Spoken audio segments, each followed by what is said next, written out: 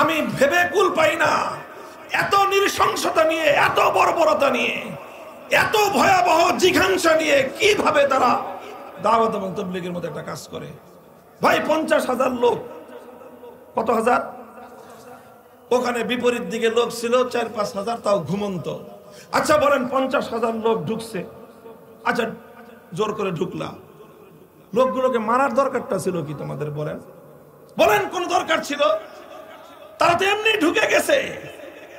ঢুকে গেছে তারা। এই 5,000 লোক অধিকাংশই তারা এই অবস্থা দেখে দায়িত্বশীল জিম্মাদারগণ বললেন, সংঘাতে জড়াবা না, যে যার মতো সরে পড়ো। আমাদের সাথীরা সব সরে পড়েছে। অল্প কিছু সাথী যেখানে যাদেরকে পাওয়া গেছে তাদেরকে এমন নির্মম ভাবে তাদেরকে আঘাতের পর আঘাত করেছে যে চারজন সাথী শাহাদাত বরণ করেছে। কতটা বর্বরতা, কতটা নির্মমতা তারা প্রদর্শন করেছে। এই দৃশ্য দেখার পর এখন মনের মধ্যে বিশ্বাস জন্মেছে আমার যে আসলে এরা নিজেদের এজেন্ডায় কাজ করতেছে না, অন্য কোন শক্তি যারা বাংলাদেশ এবং ইসলামকে বিপন্ন করতে চায় তারা এদের সাথে যুক্ত হয়ে অথবা এদেরকে দিয়ে তারা দেশ এবং ইসলামের বিরুদ্ধে একটা যুদ্ধ চাপায়া দিতে চাচ্ছে। আমি জানি না যে এরা বুঝে এই কাজ করতেছে কিনা, না হলে কোনো বিবেকবান মানুষ এই কাজ করার কথা না, কোনো দায়িত্বশীল মানুষ এই কাজ করার কথা না। আপনি বলেন 50,000 মানুষ এসে 5,000 মানুষকে এলো পাতারি ধারালো অস্ত্র দিয়ে, ছুরি দিয়ে, চাকু দিয়ে বুকে পেটে আঘাত করলো, গলার মধ্যে জবাই করে দিল। এই ধরনের নৃশংস এবং বর্বর কাজ এটা করার তো কোনোই দরকার ছিল না। তোমরা টঙ্গীর মাঠ দখল করবা, বুঝলাম এটা নিয়ে বিতর্ক আছে, তো মাঠ তো দখল হয়েই গেছে। তোমরা যখন 50,000 লোক নিয়ে এভাবে জোরপূর্বক ঢুকলা, আইন অমান্য করছো, রীতি ভঙ্গ করছো, সেটা ভিন্ন বিচার হইতো, সালিশ হইতো। মানুষগুলোকে মারলা কেন বলো? কোন কারণে মারলা? এই লোকগুলোকে হত্যা করার পিছনে তোমাদের পরকালীন কি লাভ ছিল, ইহকালীন কি লাভ ছিল বলো? কোনো কিছুই ছিল না। বাস শুধুমাত্র এইভাবে মানুষগুলোকে হত্যা করার জন্যই যেন তারা হত্যা করলো। এই হলো পরিস্থিতি। আমি এই ঘটনাটার একটু বিবরণ আপনাদের কাছে এই জন্য দিলাম যে আপনারা এই এলাকার নিকটবর্তী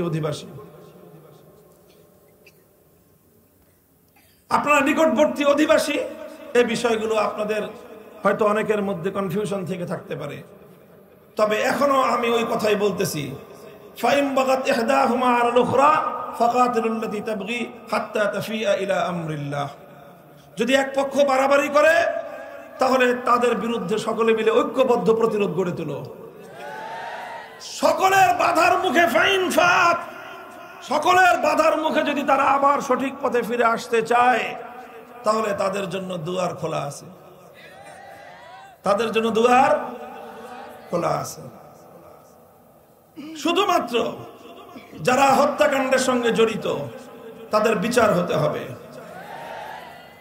যারা প্রত্যক্ষভাবে আগাম ঘোষণা দিয়ে যারা এই হত্যাকাণ্ড সংগঠিত করেছে তাদের বিচার যদি না করা হয়, 2018 সালে বিচার হয় নাই বলে আজ 2024 সালের মর্মান্তিক ঘটনা ঘটলো। আজ যদি 2024 সালে এই ঘটনার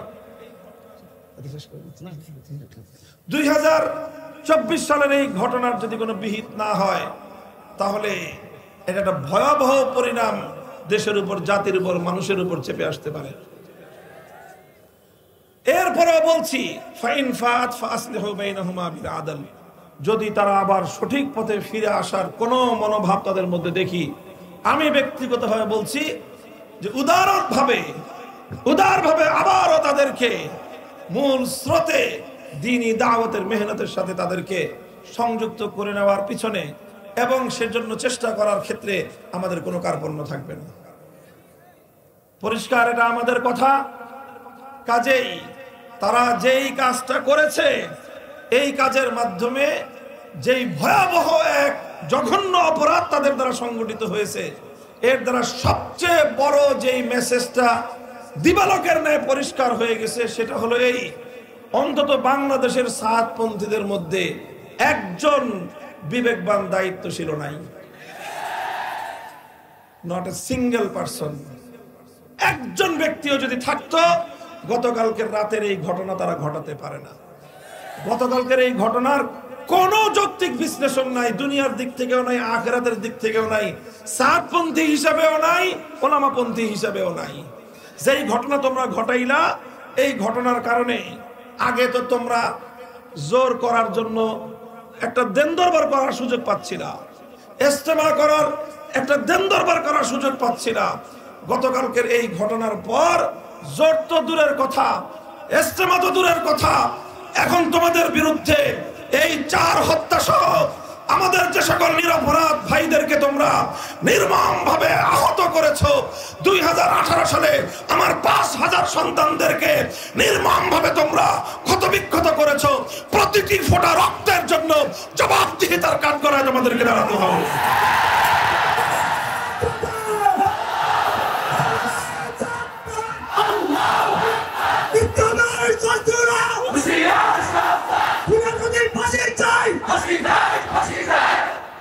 মোহতারাম হাজির, আমি আর কথা লম্বা করতেছি না। আমাদের বর্তমান বাংলাদেশের মাননীয় ধর্ম উপদেষ্টা, আসলে ধর্ম উপদেষ্টা এটা ওনার সবচেয়ে ছোট্ট পরিচয়, ওনার সবচেয়ে বড় পরিচয় তিনি আমাদের আল্লামা খালেদ হোসেন। বাংলাদেশে আমাদের একজন কওমি অঙ্গনে একজন ডক্টর আফম খালিদ আছেন, এটাই হলো ওনার সবচেয়ে বড় পরিচয়।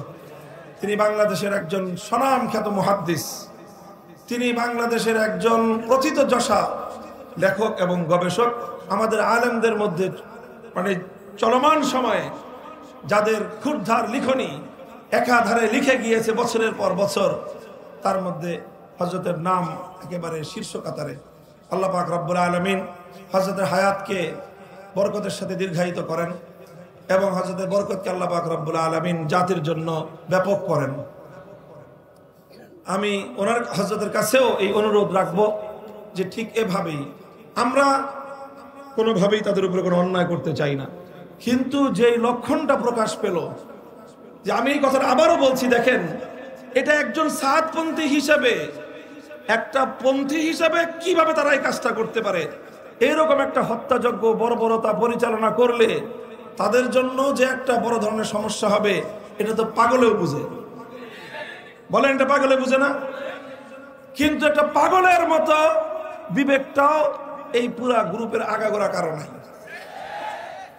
এইরকম একটা আনব্যালেন্সড, এই ধরনের একজন দায়িত্ব জ্ঞানহীন একটা পূর্ণ জামাত, এত বড় একটা দল যদি একটা দেশে থাকে, সেই দেশে নানা ধরনের অকারেন্স, নানা ধরনের বিশৃঙ্খলা, নানা ধরনের জবাবদিহিতাহীন কার্যকলাপ চলতেই থাকবে, চলতেই থাকবে। এই জন্য এটা শুধুমাত্র এখন শুধু তবলিগের সাথীদের সমস্যা নয়, এটা একটা বাংলাদেশের সমস্যা। এই সমস্যা গোটা বাংলাদেশকেই সমাধান করতে হবে। কালকের ঘটনা পরম্পরা যদি কেউ বিশ্লেষণ করেন, আমার প্রত্যেকটা কথা আপনার কাছে বোঝানোর জন্য পাল্টা যুক্তির, আলাদা যুক্তির প্রয়োজন হবে না।